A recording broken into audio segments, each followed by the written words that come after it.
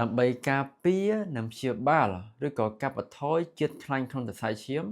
កុំឲ្យគាត់មានបញ្ហាសរសៃឈាមបេះដូងឬក៏បញ្ហាដាច់ឬក៏ស្ទះសរសៃឈាមខួរក្បាលទៅថ្ងៃមុខ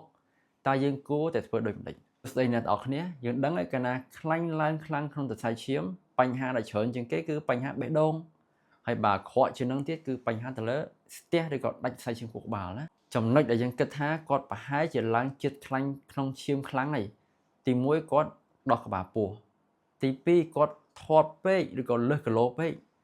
ទី3គាត់ផឹកស្រាខ្លាំងពេកណា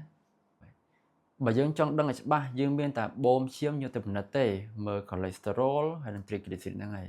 ដើម្បីកាត់បន្ថយខ្លាញ់ក្នុងសរសៃឈាមឲ្យមានប្រសិទ្ធភាពទី1គឺត្រូវដឹងពីរបៀបញ៉ាំសាច់ឲ្យបានត្រឹមត្រូវណាឧទាហរណ៍បើសិនបើយើងញ៉ាំសាច់មាន់ស្បែករបស់វាគឺសម្បូរដោយខ្លាញ់ច្រើនមែនទែនហើយបើសិនបើយើងយកមាន់ហ្នឹងយកទៅបំពងឬក៏ចៀនទៀតអញ្ចឹងស្បែកមាន់វាស្រូបខ្លាញ់មកថែមទៀតហើយអញ្ចឹងបើសិនបើយើងញ៉ាំស្បែកមាន់ហ្នឹងគឺដូចញ៉ាំខ្លាញ់អញ្ចឹងណាចំពោះសាច់ជ្រូកវិញគឺសាច់ជ្រូកគឺវាសម្បូរដោយខ្លាញ់ច្រើនណាដូចសាច់ជ្រូក3ជាន់អញ្ចឹងយើងញ៉ាំសាច់ជ្រូកបានប៉ុន្តែយើងញ៉ាំតែសាច់របស់វាបានហើយជាយកខ្លាញ់ចេញទៅណាកុំញ៉ាំតែខ្លាញ់ទៀតណា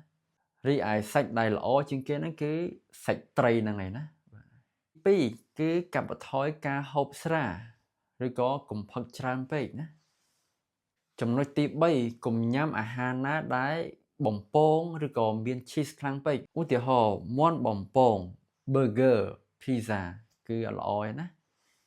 ដូររបបអាហារទាំងអស់ហ្នឹងមកញ៉ាំបន្លែឲ្យបានច្រើនសាច់ត្រីឲ្យបានច្រើនគ្រាប់ធញ្ញជាតិ